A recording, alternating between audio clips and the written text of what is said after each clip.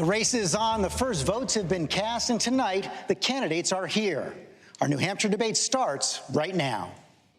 This is an ABC News special.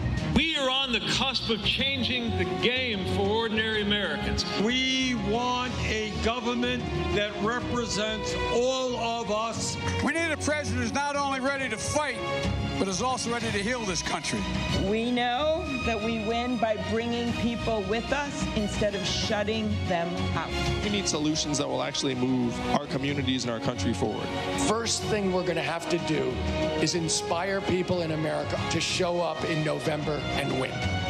Americans do big things. That's who we are. Live from St. Anselm College in Manchester, New Hampshire. Here now, Chief Anchor George Stephanopoulos. Good evening and welcome to Manchester, New Hampshire. We are honored to be here at St. Anselm College with our partners, Apple News and WMUR, for tonight's Democratic debate. And what a week it has been in American politics. We heard from the president at the State of the Union, the Senate with their vote to acquit President Trump, and the Democratic voters of Iowa, who after days of confusion seem to have delivered a split decision to Bernie Sanders and Pete Buttigieg. 4 days from now, the voters here in New Hampshire will weigh in, and the chair of New Hampshire's Democratic Party said today that this is probably the most consequential New Hampshire primary debate ever. We're going to do our best to make it a full and fair test, and I'll be joined in the questioning tonight by my colleagues, World News Tonight anchor David Muir, ABC News Live anchor Lindsay Davis. George, as you know, 7 candidates have qualified for tonight's presidential primary debate, meeting the criteria established by the Democratic National Committee. All are seeking the Democratic Party's nomination for President of the United States. Tonight, for the first time, you can experience the debate with live real-time updates on Apple News, watching on your iPhone, too. And there you'll also find the candidates and where they stand on the issues. And we want to hear from you tonight. If you hear something during the debate, have a question or a follow-up, send your suggestions on the Apple News live feed, and our team will be pouring through it all. We are excited to be here on the beautiful campus of St. Anselm College, home of the Hawks, and home also of our 4 debates, the last 4 presidential elections. And here in the Sullivan Arena, we are joined by a live audience of 1,400 people, most invited by the Democratic National Committee, and of course, some of the brightest minds of the student body here. A little later, we'll be joined by news anchor Monica Hernandez and political director Adam Sexton from our partner WMUR with questions that are especially important to the voters here in New Hampshire. The podium placement is based on an average of the candidates' current standings in recent state and national polls, with the leading candidates in the center. So let's welcome the candidates for the Democratic nomination for president, starting with businessman Tom Steyer.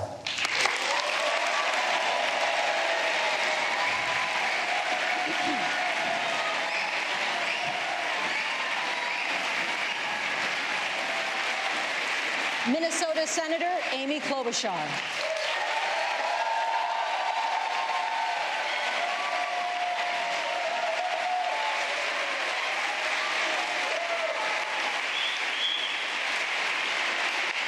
Massachusetts Senator Elizabeth Warren.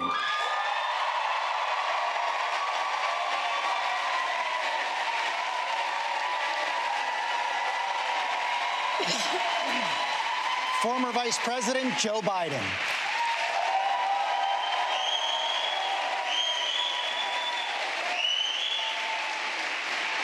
Vermont Senator Bernie Sanders.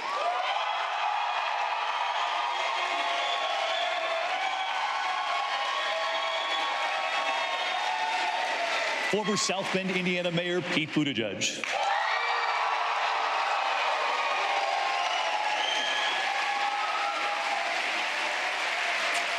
And businessman Andrew Yang.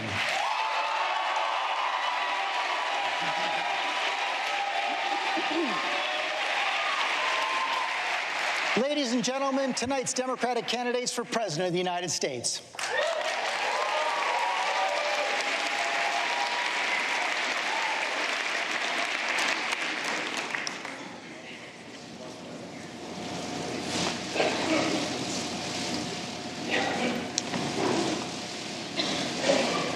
And as the candidates now make their way to the podium, the rules of this debate are very basic. They've been established in advance. Candidates will, in fact, have 1 minute, 15 seconds to answer a direct question and 45 seconds for a rebuttal or a response, as directed by one of the moderators. Candidates will each see green and yellow lights indicating how much time they have remaining, and when time is up, the light will turn red. So here now, the New Hampshire Democratic debate. Candidates, welcome. Vice President Biden, the first question is for you. In the last few days, you've been saying that Democrats will be taking too big a risk if they nominate Senator Sanders or Mayor Buttigieg. But they came out on top in Iowa. What risk did the Iowa Democrats miss? Oh, they didn't miss anything. This is a long race. I took a hit in Iowa, and I'll probably take a hit here. Traditionally, Bernie won by 20 points last time, and usually it's the neighboring senators that do well. But I'm no matter what, I'm still in this for the same reason. We have to restore the soul of this country, bring back the middle class, and make sure we bring people together. And so it's a simple proposition. It doesn't matter whether it's this one or the next. I've always viewed the first 4 encounters, 2 primaries and 2 caucuses, as the starting point. And so that's how I view it. But why are Senator Sanders and Mayor Buttigieg too big a risk for Democrats? Well, you know that with regard to Senator Sanders, the president wants very much to stick a label on every candidate. We're going to not only have to win this time, we have to bring along the United States Senate. And Bernie's labeled himself, not me, a Democratic socialist. I think that's the label that the president's going to lay on everyone running with Bernie if he's a nominee. And Mayor Buttigieg is a great guy and a real patriot. He's a mayor of a small city who has done some good things, but has not demonstrated he has the ability to, and we'll soon find out, to get a broad scope of support across the spectrum, including African Americans and Latinos. Senator Sanders, let me give you the chance to respond first. President Trump certainly thinks this label socialism will work. At the State of the Union, he said socialism destroys nations. He's never going to let socialism destroy American health care. And before the Super Bowl, he joked with Sean Hannity about your honeymoon in Moscow. Those hits are going to keep coming if you're the nominee. Why shouldn't Democrats be worried? Because Donald Trump lies all the time.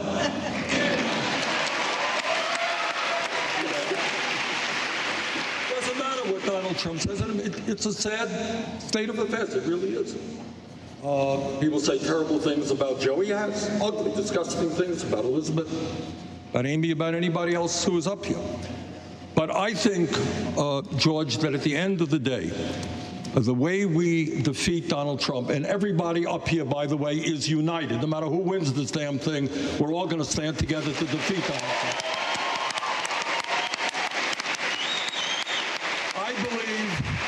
I believe that the way we beat Trump is by having the largest voter turnout in the history of this country.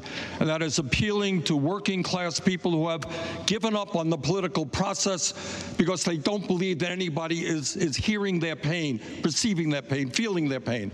And we got to bring young people into the political process. I'm very proud that in Iowa, we won the popular vote by 6,000 votes. What was most significant is we increased voter turnout for young people under 29 by over 30%. We do that nationally, we're going to defeat Donald Trump. Let me follow up there, and then we'll move on. But back in Iowa, the turnout this year was about the same as it was in 2016, far below what it was in 2008 when President Obama won. That's true, and that's a disappointment, and I think all of us probably could have done a better job in bringing out our supporters.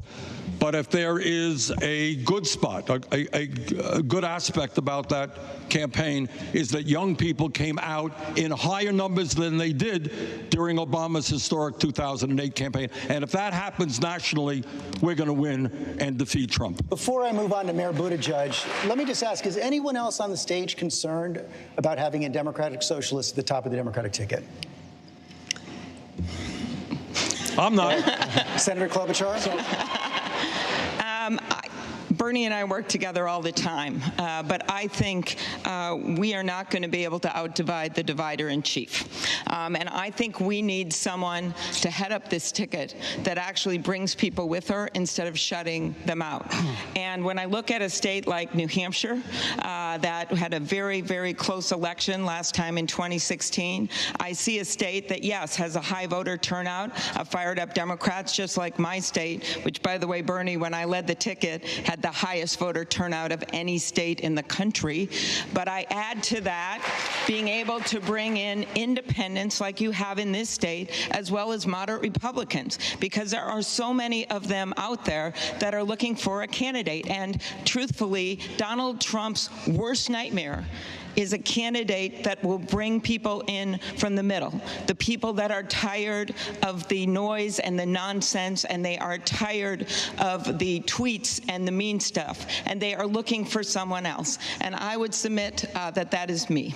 Mr. Steyer, is socialism the problem? I don't think there's any question, George, that after this week, there's a real threat that Donald Trump can get reelected.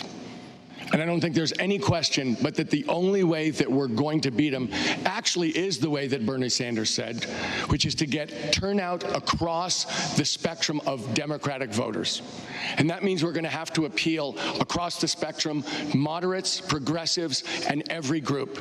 So unless you can appeal to the diverse parts of the Democratic Party, including specifically the black community, including specifically Latinos, if you can't do that, then we can't beat Donald Trump in November, and we can't choose a candidate who can't do that. And I am doing that right now with 24% of blacks down in South Carolina, with high numbers in Nevada.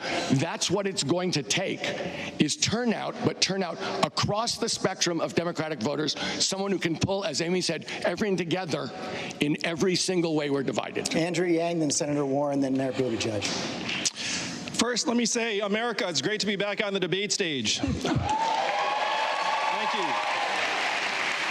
I'm so excited, I want to give every American $1,000 a month. George, the entire capitalism-socialism dichotomy is completely out of date. And the fact is, when people were talking about these economic models, they did not foresee technology getting stronger, more powerful, capable of doing the work of thousands of humans in the blink of an eye. We have record-high corporate profits in this country right now, but people in New Hampshire know what else are at record highs. Mental illness, stress, debt, substance abuse, overdoses, suicides. What we have to do is actually get the markets working to improve our family's way of life. Instead of following GDP and corporate profits off a cliff, we should be measuring our own health and wellness, life expectancy, mental health and freedom from substance abuse, clean air and clean water, how our kids are doing. The way forward is a new human-centered version of capitalism that actually uses the markets to improve our families' lives. Senator Warren, you reportedly said back in 2018, I'm a capitalist to my bones. Senator Sanders says, I'm not. Is that your biggest difference with Senator Sanders? Oh, Bernie and I have been friends for a long time. We have a lot of things in common, and we have a lot of things that we differ on. But you know, this fundamental question about how we bring our party together, we have to think about it in new ways. People across this country, whether they're Democrats, independents, or Republicans, understand that we've got a government right now that works great for those at the top, works great for giant drug companies, just not for people trying to get a prescription filled. Works great for oil companies that want to drill everywhere, just not for the rest of us who see climate change bearing down upon us. When you see a government that works great for those who can hire armies of lobbyists and lawyers and make big campaign donations, and it's not working so great for everyone else, that is corruption, pure and simple, and we need to call it out for what it is. Corruption. And that's what we can run on. We bring our party together. It's an issue we can all agree on and fight for to end the corruption.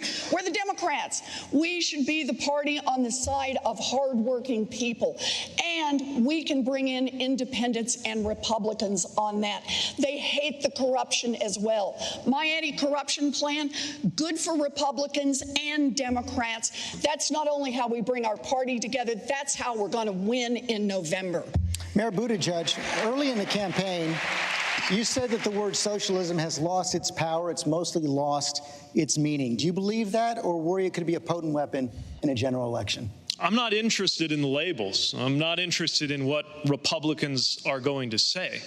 I'm interested in the style of politics that we need to put forward to actually, finally turn the page. In order to win, yes, but also in order to govern. This is a moment where the next president is going to face challenges, the likes of which we hadn't even thought of a few years or decades ago. And politically, we're facing a fundamentally new problem with President Donald Trump. So the biggest risk we could take at a time like this would be to go up against that fundamentally new challenge by trying to fall back on the familiar, or trying to unite this country at a moment when we need that kind of unification, when our nominee is dividing people with a politics that says if you don't go all the way to the edge, it doesn't count. A politics that says it's my way or the highway. Are you talking about Senator Sanders? Yes, because we've got to bring as many people as we can into this process. Look, all of us have been saying that we can build the majority that it's going to take in order to win. But the process of actually proving it is now underway. And now it comes to New Hampshire, a state that thinks for itself, is not going to be told what to do by anyone, and that has a very independent streak, that is going to respond to those who are reaching out in a politics of addition and inclusion and belonging. Not one that beats people over the head and says they shouldn't even be on our side if we don't agree 100% of the time. Senator Sanders, your response. Needless to say, I've never said that, but let me tell you what I do say. The way you bring people together is by presenting an agenda that works for the working people of this country, not for the billionaire class. The way you bring people together, Republicans, independents, Democrats, progressives, conservatives, you raise the minimum wage to $15 an hour. The way you bring people together is to make it clear that we're not going to give tax breaks to billionaires and large corporations. They're going to start paying their fair share of taxes. That's what the American people want. And I'll tell you something else. The way you bring people together is by ending the international disgrace of this country being the only major nation on earth not to guarantee health care to all people as a human right. And you bring people together by telling the pharmaceutical industry they're not going to charge us 10 times more for the same prescription drugs as the people in Canada that borders on New Hampshire. That's how you bring people together and you defeat Donald Trump. Mayor Buttigieg, you just heard Senator Sanders make health care the center of his speech. Do you think his health care plan can bring people together? I think there's a better way. You know, it's true. The American people are ready. There's a historic majority right now. Even broader than what was available to President Obama a decade ago, there is now a majority ready to act to make sure there is no such thing as an uninsured American and no such thing as an unaffordable prescription, just so long as we don't command people to accept a public plan if they don't want to. That's the idea of Medicare for all who want it. My point is, what I am offering is campaigning for all of these things that America wants. Yes, higher wages, doubling the rate of unionization in this country, making corporations and the wealthy pay their fair share, delivering health care and college affordability, but also offering a way to do these game-changing transformations that will actually galvanize and energize, not polarize, the American people. That is not only what we need in order to win, it's what we need in order to govern and actually get these things done. Vice President Biden, how do you unify the country? Well, look, Bernie says that you have to bring people together, and we have to have Medicare for all. But Bernie says, and he says he wrote the damn thing, but he's unwilling to tell us what the damn thing's going to cost. The fact that we're in New Hampshire, a very level-headed group of people, look at the numbers. How much is it going to cost? Who's going to pay for it? It will cost more than the entire federal budget we spend now, more than the entire budget. The idea middle-class taxes aren't going to go up is just crazy. When they did it in Vermont, what happened? They doubled the state income tax and then had a 14% tax on withholding, and they finally did away with it. So how much is it going to cost? When you ask Bernie that, I'll ask him again tonight sometime. If you ask Bernie that, he says, go figure. I don't know. We'll find out. I think that was on CBS. He said, we'll find out, or something to that effect. Imagine you're going to unite the country, walking into the Congress, and I got this bill. It's going to provide Medicare for everybody. I can't tell you how much it's going to cost. We'll find out later. It's likely to be double whatever everything we spend in the federal government. Who do you think is going to get that passed? I busted my neck getting Obamacare passed, getting every Democratic vote. I know how hard it is. Senator Sanders. Well, for a start, what the studies show, if we do what Joe wants, we'll be spending some $50 trillion on health care over the next 10 years. That's the status quo, Joe. That's what Health and Human Services says. What we have got to do, Joe, what we have got to do is understand. Simple question, Joe. We are spending twice as much per capita on health care as do the people of any other country. Maybe it has something to do with the fact that the healthcare industry last year made $100 billion in profit.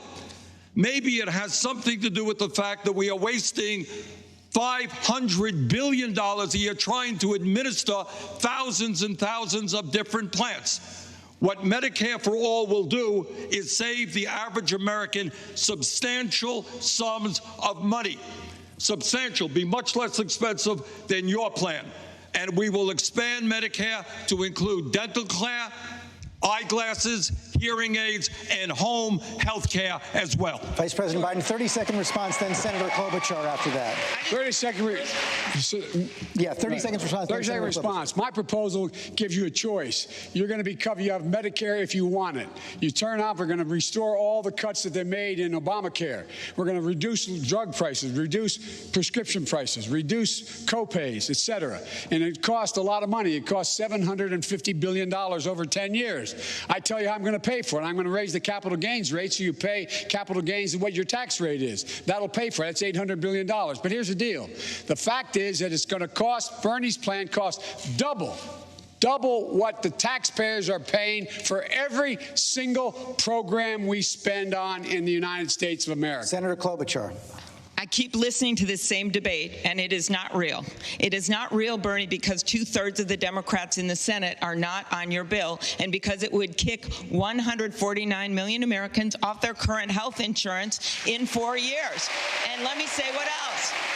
Elizabeth wants to do it in 2 years. And Pete, while you have a different plan now, you sent out a tweet just a few years ago that said, henceforth, forthwith, indubitably, affirmatively, you are for Medicare for all for the ages. And so I would like to point out that what leadership is about is taking a position, looking at things, and sticking with them. I have long believed that the way that we expand health care to more people and bring down premiums is by building on the Affordable Care Act with a nonprofit public option. That is the best way to do it. And practically, look at this. The Affordable Care Act is now nearly 10 points more popular than the President of the United States. So why would we talk about blowing it up? What we need to do is build on it. Mental health care, addiction, long-term care. Those are the things that would make it better. Senator Warren and Mayor Buttigieg, you were both invoked. I want you each to respond and then go back to Senator Sanders. So I think we need to think about health care a little differently, and that is 36 million Americans last year couldn't afford to have a prescription filled, and that includes people with health insurance. I want everyone in here to think about what that means. They were worried enough or sick enough that they went to a doctor. A doctor looked at it and said, that's serious enough to write a prescription. They walked out and then said, it's either that or groceries. It's that or pay the rent on time. We have got to change our health care system. The way help to the most people as quickly as we can. How about we start with what a president can do? I love saying this, all by herself. On day one, I will defend the Affordable Care Act, and I will use march-in orders to reduce the cost of commonly used prescription drugs like insulin and HIV/AIDS drugs and EpiPens. We can start making health care better for Americans from the beginning, but we have to agree to do that. We are the Democrats. We are on the side of expanding health care. When we come up against Donald Trump, the team that has been trying to take away health care from millions of people. What's going to matter most is we are the people on the side of those who need health care across this country. That's who Democrats are. Mayor Buttigieg, I want you to respond to that, but also take on the argument at the beginning from the vice president that you don't have the right experience to be president. Sure. Well, first of all, just to be clear, the truth is that I have been consistent throughout in my position on delivering health care for every American. And as to experience, I just bring a different perspective. Look, I freely admit that if you're looking for the person with the most years of Washington establishment experience under their belt, you've got your candidate, and of course it's not me. The perspective I'm bringing is that of somebody whose life has been shaped by the decisions that are made in those big white buildings in Washington, D.C. Somebody who has guided a community written off as dying just a decade ago through a historic transformation. Somebody who knows what it means to be sent to war on orders that come out of the Situation Room. We need a perspective right now that will finally allow us to leave the politics of the past in the past, turn the page, and bring change to Washington before it's too late. Vice President Biden, there's his answer. The politics of the past, I think, were not all that bad. I wrote the Violence Against Women Act. I managed the $900 billion Recovery Act, which in fact put millions and millions of dollars into his city before he came and helped save his city. I was able to do it. I was able to pass the chemical weapons ban, arms control, and I was the first major leader holding public office to call for same-sex marriage. So I don't know what about the past of Barack Obama and Joe Biden was so bad. What happened? What is it that he wants to do away with? We were just beginning. It was just the beginning of what will be the future of moving this country beyond where it is now in significant ways. And there's ways to do that. And one of the ways to do that is to make sure you have someone who knows how to get things done and can lead the free world at the same time. Mayor Buttigieg, respond, then Senator Sanders. So those achievements were phenomenally important because they met the moment. But now we have to meet this moment. And this moment is different.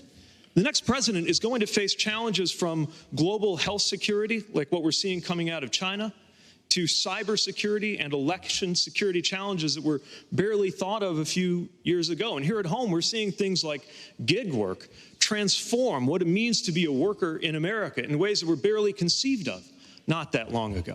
We cannot solve the problems before us by looking back.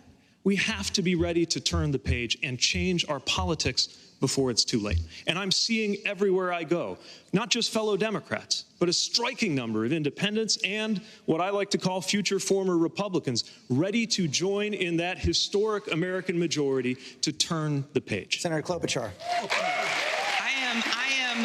I am listening to this about meeting the moment. And my first thought is I'm a fresh face up here for a presidential debate. And I figure, Pete, that 59, my age, is the new 38 up here. The second thing I think about is this, and that is... New 50. Okay, there you go. Meeting the moment, meeting the moment. We had a moment the last few weeks, Mayor, and that moment was these impeachment hearings. And there was a lot of courage that you saw from only a few people. There was courage from Doug Jones, our friend of Alabama, who took that tough vote. There was courage from Mitt Romney, who took a very, very difficult vote.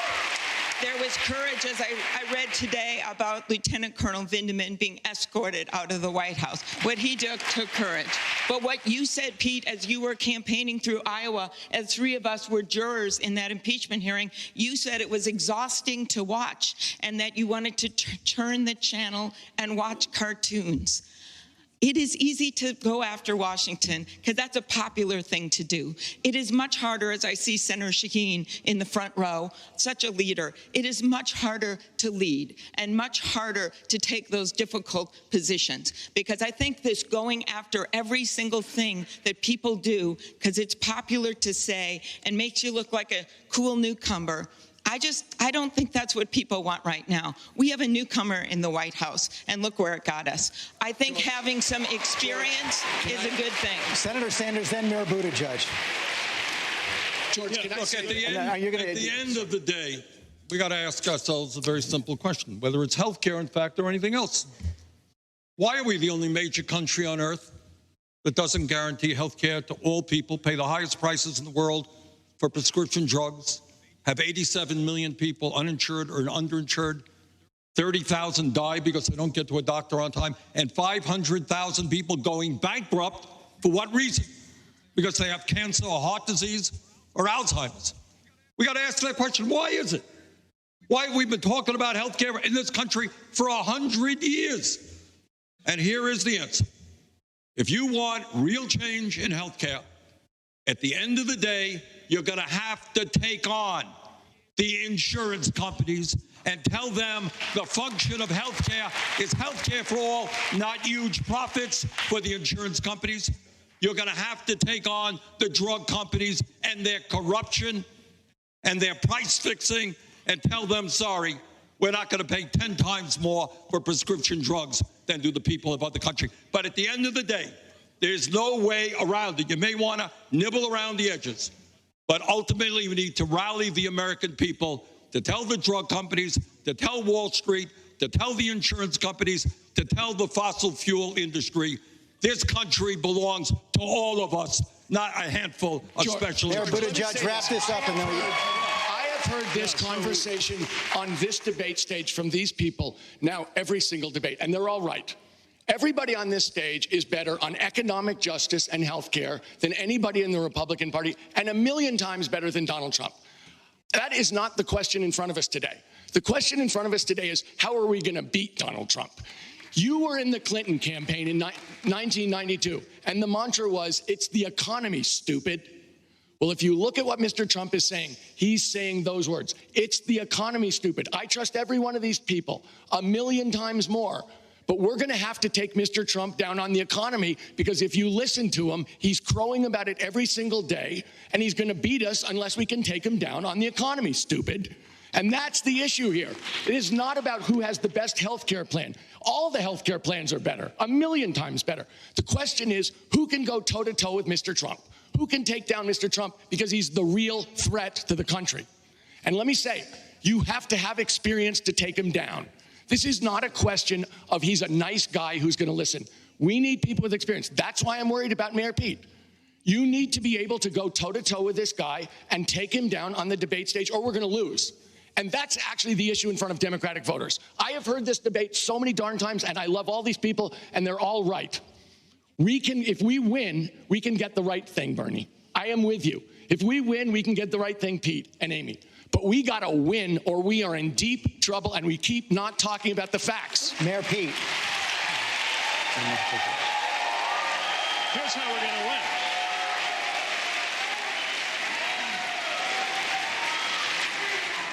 Here's how we're going to win. We're going to force this president to stand on that debate stage next to somebody who actually lives in a middle-class neighborhood in the industrial Midwest, in the exact kind of community that he pretends to speak for but turns his back on. We're going to put up somebody who's not afraid to call out things like his disgraceful behavior at the National Prayer Breakfast and remind Americans that God does not belong to a political party. We're going to win by having somebody up there who can call him to account for his refusal to serve when it was his turn and remind him what serving this country is really about. If we want to beat this president, we've got to be ready to move on from the playbook that we have relied on in the past and unify this country around a new and better vision. That's how we're going to win. And when I talk about exhaustion, this is important, because I got to tell you, the American people from outside of Washington, we feel a sense of exhaustion watching the division and the dysfunction there. And that is not to take anything away from the very good work that you and our other Democratic members of Congress and the Senate are doing. It's not. But the reason I raise that sense of exhaustion is I see it. I see that temptation to walk away from it all among so many people that I've spoken to in communities from Claremont to Manchester and in the other states that we're in.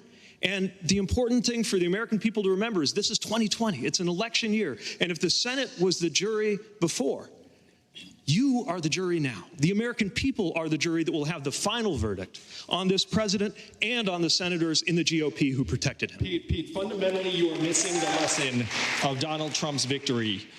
Donald Trump is not the cause of all of our problems, and we're making a mistake when we act like he is. That's right. He is.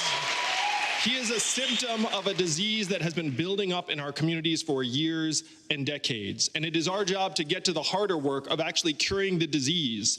Most Americans feel like the political parties have been playing you lose, I lose, you lose, I lose for years. And you know who's been losing this entire time? We have. Our communities have. Our communities' way of life is disintegrating beneath our feet. That's why Iowa, a traditional swing state, went to Trump by almost 10 points. That's why Ohio, a traditional swing state, is now so red that I'm told we're not even going to campaign there. So these communities are seeing their way of life get blasted into smithereens. We've automated away 4 million manufacturing jobs and counting. We're closing 30% of New Hampshire stores and malls, and Amazon, the force behind that, is literally paying zero in taxes. These are the changes that Americans are seeing and feeling around us every day, and if we get to the hard work of curing those problems, we will not just defeat Donald Trump in the fall, but we'll actually be able to move our communities forward. I know we're going to hear a lot more on this. We're going to move on to Lindsay Davis. Thank you, George. Good evening, candidates. We come to you, of course, just 48 hours after the acquittal of President Trump, a process that certainly crystallized the divide in our country. Senator Warren, I want to start with you. You have said that on day one of your presidency, one of your first orders of business will be to order your Justice Department to launch new investigations into the Trump administration. After a grueling impeachment and what is likely to be a polarizing election, is investigating President Trump the best way to try to unify the country? Look, I think no one is above the law, and that includes the President of the United States. We watched on Wednesday as Republicans, all but one, locked arms to protect him from impeachment. But we need to reestablish the rule of law in this country. I believe in an independent commission in our Justice Department that investigates crimes committed by our own government. It is an important part of accountability. It is an important part for every administration that we hold ourselves accountable to the American people. Look, people around this country are losing faith in our government. They're losing faith that government works for them. They see a government that just works great if you're rich. It works great if you're a lobbyist. It works great if you're a corporate executive. But they see themselves and their children with less and less and less. And we could do something about it. It's not enough simply to talk about the future. We have to be willing to stand up to those who now control our government and make that government instead work for us. We can do child care in this country for every baby. We can invest in our public schools. We can cancel student loan debt for 43 million Americans, but only if we are willing to take control of our government away from the giant corporations and billionaires, return it to the people. This is about our government. This is about our democracy. This is about our future. Mr. Yang, you've said that the notion of a leader, quote, throwing the president before them in jail is not the way things are done here in the United States and would make it, quote, very hard for any party to govern sustainably moving forward. Does that mean that any alleged misconduct by the president or his administration should not be investigated? There are, of course, limits, and you have to see what the facts are on the ground after you assume office. But the fact is, if you look around the world, the countries that have thrown past presidents into jail have generally been developing countries. And unfortunately, that's a pattern that once you establish is very, very hard to break. What's a more American tradition? We move the country forward. We don't focus on the mistakes of the leaders that are leaving office. Most Americans do not care about what a particular individual did so much as they care about their families' well-being, their community, their town. That's where Americans' focus wants. They want the American president. They want the president, of course, the American president. Sorry about that. They want the president to be focused on that, and that's where our attention should be. We should not fall into a pattern that has been disastrous in other countries. Senator Sanders. Along with Elizabeth and Amy, we sat for 2 weeks listening to the impeachment process. And here's what I think the horror and the danger of what happened was: not only the acquittal of Trump, who in fact committed impeachable offenses and obstructed Congress, it is the precedent that it set. Mm-hmm. The precedent that it set. And what that precedent is about now is, in the future, you're going to have presidents who say, hey, Governor, you want highway money? You better support me, or you're not going to get it, because I am the president. I can do anything I want.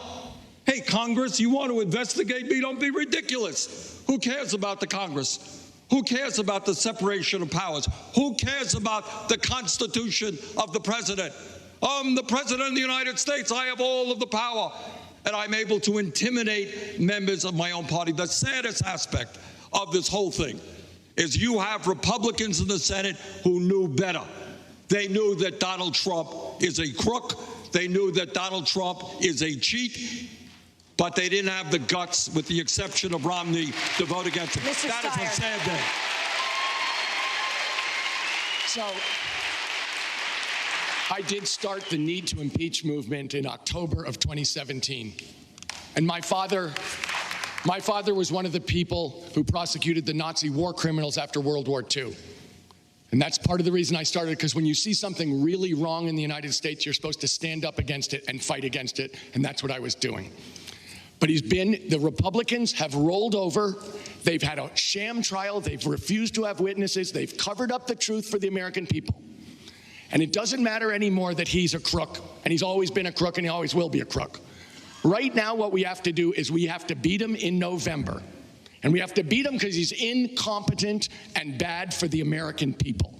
And that's the case we have to make now. Is he a crook? I knew that 2 years ago. Is he going to be more of a crook now that he believes he can get away with anything? Of course he is. But the job of the people on this stage is to beat him in November. And that's going to be based on what we can deliver for the American people. The fact that he's incompetent as a president, his economy isn't delivering for working people. The jobs don't pay enough for people to live on. We've got to take him down on the economy and get him out of the White House as soon as possible. Thank you, Mr. Steyer. Impeachment is, of course, over, but Republicans in Congress have already started investigating Vice President Biden's son, Hunter. Mayor Buttigieg, do you think that there's a danger for the Democratic Party to nominate a candidate who is still under the threat of investigation? No. And we're not going to let them change the subject. This is not about Hunter Biden or Vice President Biden or any Biden. This is about an abuse of power by the president. Look, the Vice President and I and all of us are competing, but we've got to draw a line here. And to be the kind of president, to be the kind of human being who would seek to turn someone against his own son, who would seek to weaponize a son against his own father, is an unbelievably dishonorable thing that is just one more example of why we as a party have to be completely united in doing whatever it takes at the end of the day to make sure that this president does not get a second term. Vice President Biden. Look, I thank my colleague for saying that. It is a diversion. But here's the deal. Whomever the nominee is, the president's going to make up lies about. He thinks he has free reign right now. One of the things that I think is really important is we have to be authentic with the American people about what we're going to do and how we're going to do it. And by the way, Colonel Vindman got thrown out of the White House today, walked out. I think we should, and at the same time, he should be pinning a medal on Vindman and not on Rush Limbaugh. And I think what we should be doing now, I think we should all stand and give Colonel Vindman a show of how much we supported him. Stand up and clap for Vindman. Get up there. Who we are. That's who we are. We are not what Trump is.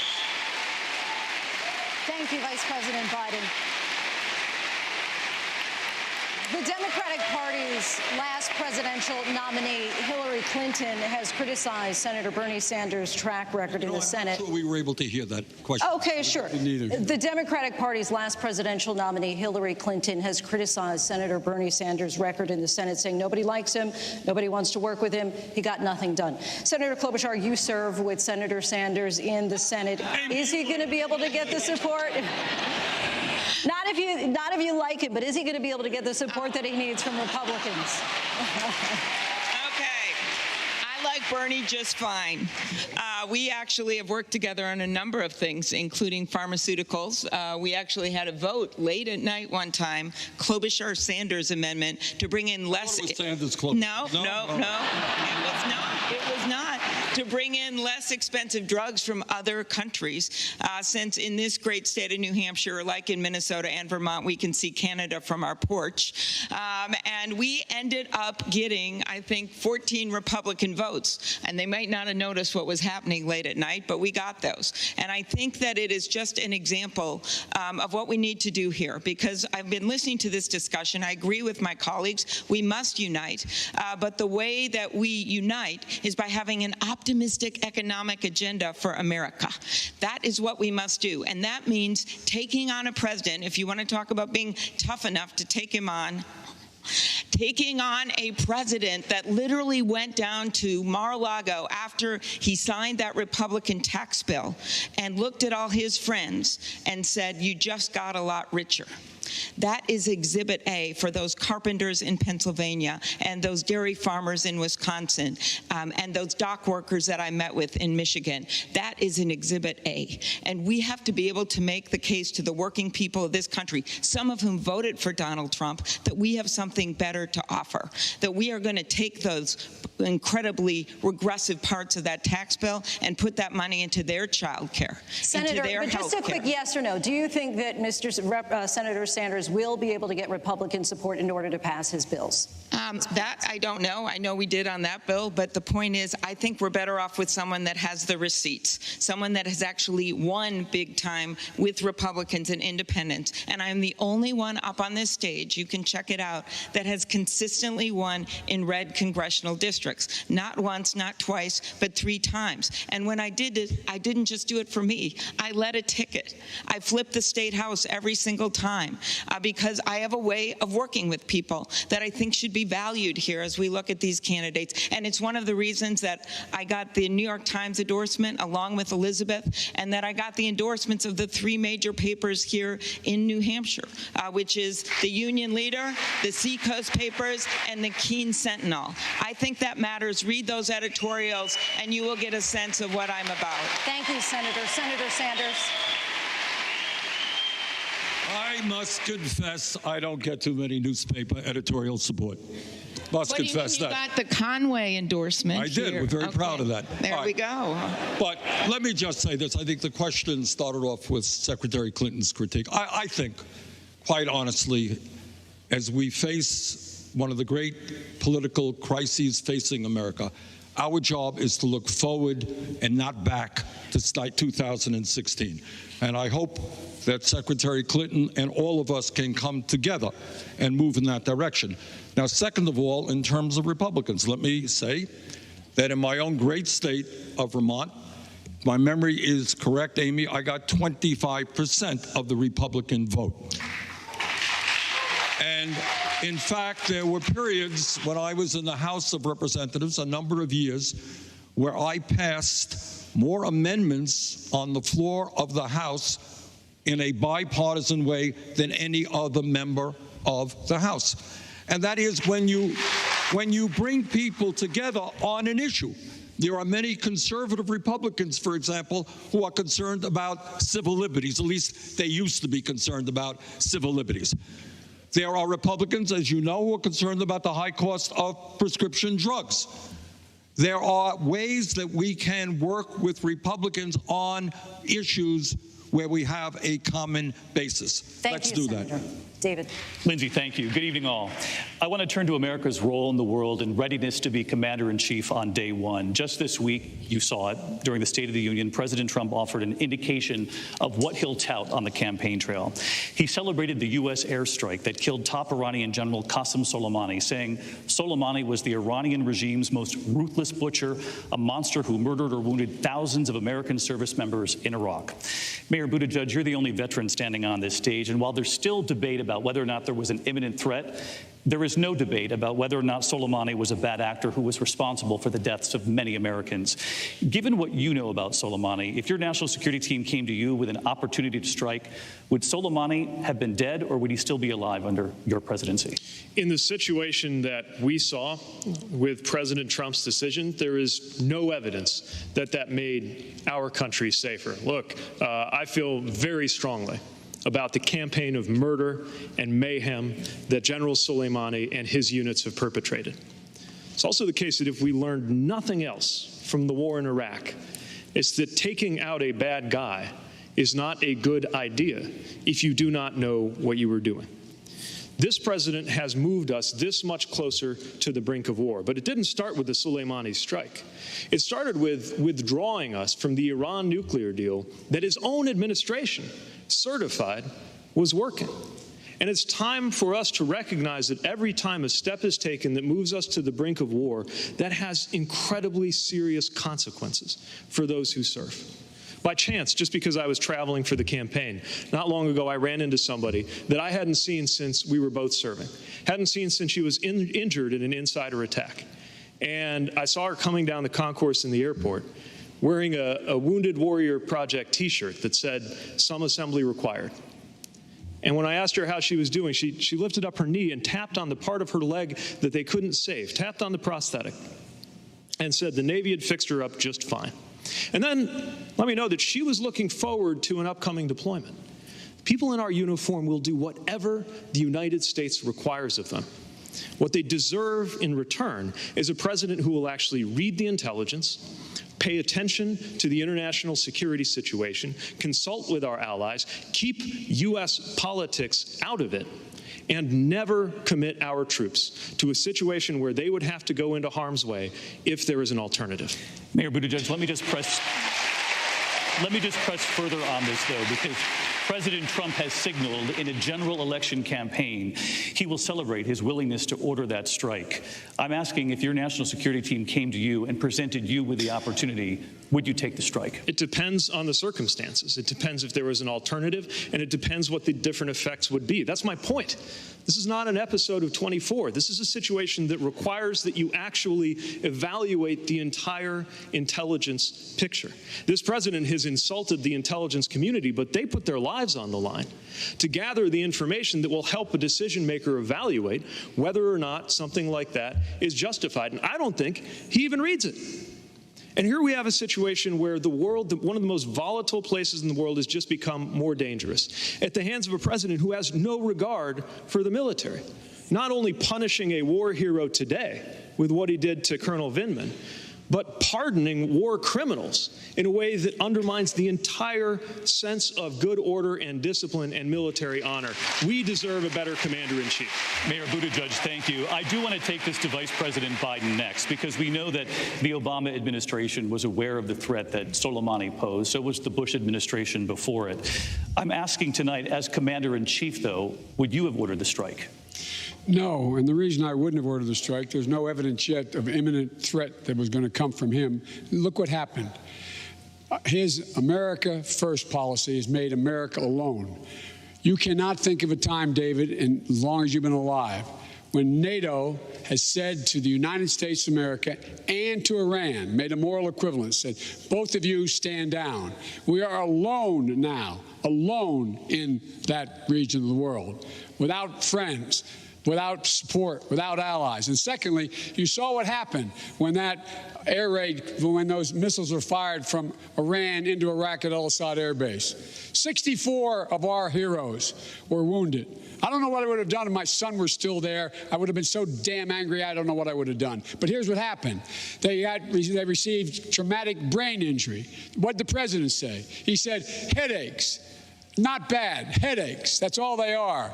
This guy doesn't deserve to be commander-in-chief for one more day. Mr. Vice President, thank you. Senator Sanders, you have called this assassinating a government official. Yeah. You would not have ordered the strike. Right. Look, here is the danger, David. There are very bad leaders all over the world. Kim Jong-un in North Korea is probably responsible for the death of hundreds of thousands of his people, threatening all of Asia with nuclear weapons. You got Mohammed bin Salman in Saudi Arabia, who is a terrible murderer, who murdered Khashoggi in cold blood and dismembered his body. You have Putin in Russia, who has been involved in political assassinations of his enemies. You got Xi in China, who's put 1 million Muslims into concentration camps. You cannot go around saying, you're a bad guy, we're going to assassinate you. And then you're going to have, if that happens, you're opening the door to international anarchy. That every government in the world will then be subjected to attacks and assassination. What we have got to do, which Trump does not understand, is strengthen the State Department and our diplomatic capabilities, not just the military. What we have got to do is bring countries around the world together with our power and our wealth and say, you know what, let us sit down and work out our differences through debate and discussion at the UN, not through more and more war and the expenditures of trillions of dollars and the loss of God knows how many lives. Senator Sanders, thank you. This does take me to Afghanistan and to America's longest war. And Senator Warren, you recently said, quote, "We have one general after another in Afghanistan who comes in and says, we've just turned the corner. And then what happens?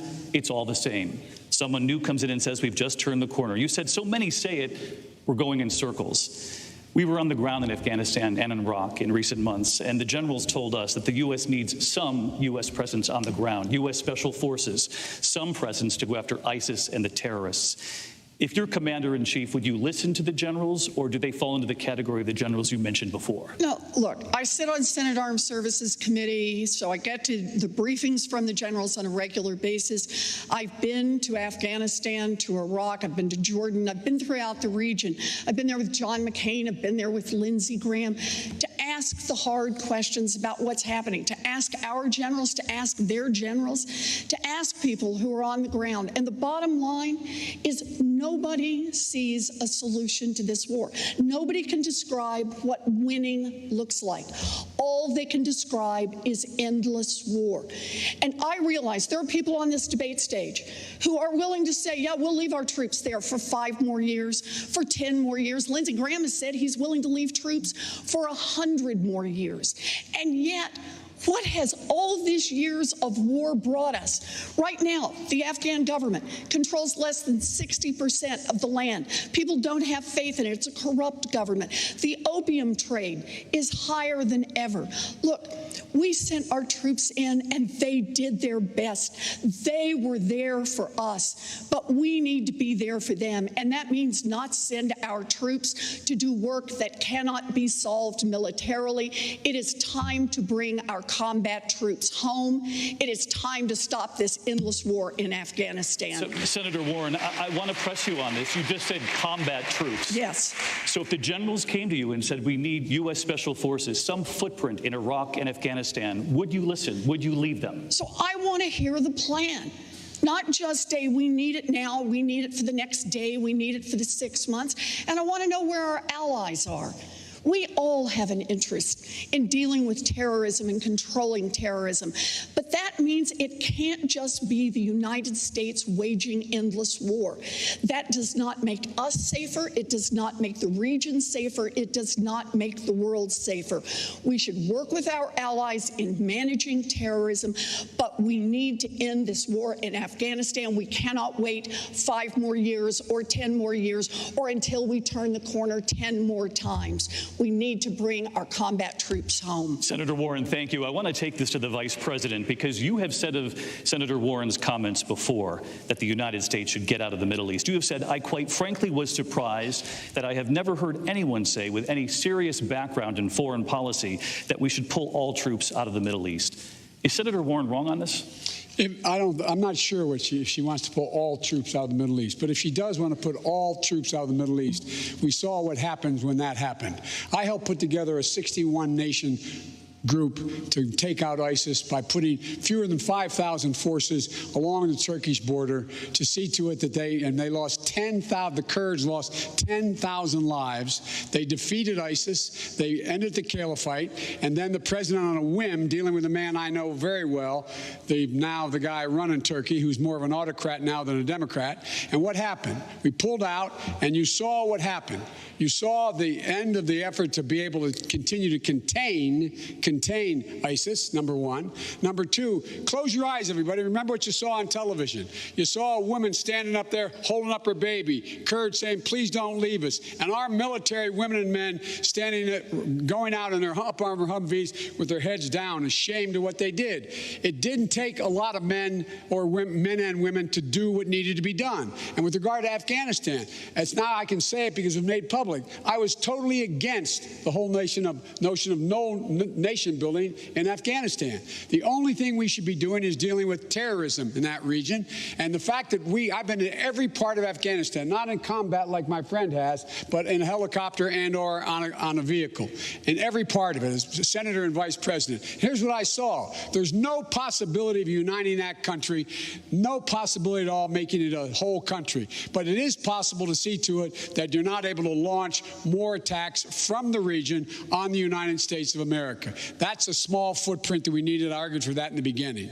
You mentioned Mayor Buttigieg, and I do want to take this to you next, Mayor. Given your finish in Iowa, you've come under increasing scrutiny, attacks from opponents on experience. We've heard that theme even right here tonight. You have said on the Iraq War, for example, I just don't believe there is any justification for that vote. You said it's the difference between tenure and judgment, that it's the judgment that matters, not the time in Washington. Vice President Biden, as you know, voted yes. As Commander-in-Chief, do you believe your judgment would be better than the Vice President's? I believe that I have the judgment to help us get through these situations where obviously the Vice President made the wrong decision when it came to such an important moment in our foreign policy. And looking forward, we got to recognize just how much is going to be on the plate of the next president that is different in kind from what we have faced before. It's not just about dealing with the aftermath of the war in Iraq, it's about preventing a war with Iran. And not only do we have to undertake the military and counterterrorism activities that we've been doing throughout, the next president is going to have to restore the credibility of this country among our allies and among the international community. At a moment when we are facing fundamentally different challenges from asymmetric warfare to cybersecurity threats. President Trump's imagination of a national security strategy is a big wall and a moat full of alligators. It's a 17th century approach to keeping a place safe. What we have to do is be ready for the future. And that means insisting not only on shoring up our relationships, but defining a strategy to keep the American people safe from fundamentally new challenges. Mr. Vice President, I'll let you respond to his argument on judgment. I made a mistake. I said it 14 years ago. I trusted George Bush to keep his word. He said he was not going to go into Iraq. He said he was only using this to unite the United Nations, to insist we get inspectors in to see what Saddam was doing. When we got elected, the president turned to me with the entire security apparatus and said, Joe, I want you to organize getting 156,000 troops out of Iraq. I did that. I did that. The other thing I want to point out to you is that NATO is, in fact, going to crumble if we don't beat Trump. NATO is in real trouble. We need NATO for more reasons than just physical security. We need NATO to make sure that we do not allow Russia to continue to have its influence in Eastern Europe in ways that it had before. It wasn't just to stop the Soviet Union from coming into Europe. It was to make sure that we did not have a kleptocracy taking over that part of the world, to unite Europe in our behalf. I know how to deal with them. I know every one of these world leaders by their first names. They call me, I talk to them, and I believe I can get it done. Mr. Vice President, thank you. Mr. Steyer, I do want to bring you in on this because I noticed in the last 24 hours you have an attack ad running here in New Hampshire with images of Mayor Buttigieg, and you say over those images an untested newcomer. But I wanted to ask you tonight on this readiness to be commander-in-chief. You share the stage with a veteran from Afghanistan, a vice president who was in the Situation Room. What makes you most qualified of all candidates on this stage to be commander-in-chief? Well, let me say this. I agree with Pete Buttigieg that it's about judgment, not tenure. What we're hearing here is a very long dissertation about exactly how America should be the world's policeman. And what we've actually seen in the Middle East is that Barack Obama used diplomacy to get Iran to give up its nuclear ambitions in return for our releasing economic sanctions along with our partners around the world. So when we're talking about our role in the world and commander-in-chief, we have abandoned a diplomacy, we don't have a strategy, and we don't have allies. And actually, this view of the world that our response should be military is driven by our gigantic military complex and ignores the biggest problem that we face internationally in the world, which is climate change, and that cannot be solved with guns and tanks and planes. That can only be solved with diplomacy and allies and interaction with other countries. So in fact, what we are listening to right here is a discussion of 20 years of failed military action and how we should continue it, and how we should continue spending $700 billion a year on defense when we spend $70 billion a year at the federal level on education.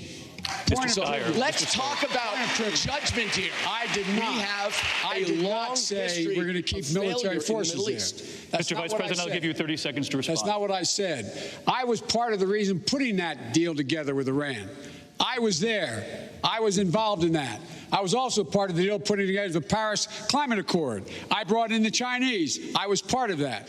I was part of every major initiative we've had relative to diplomacy.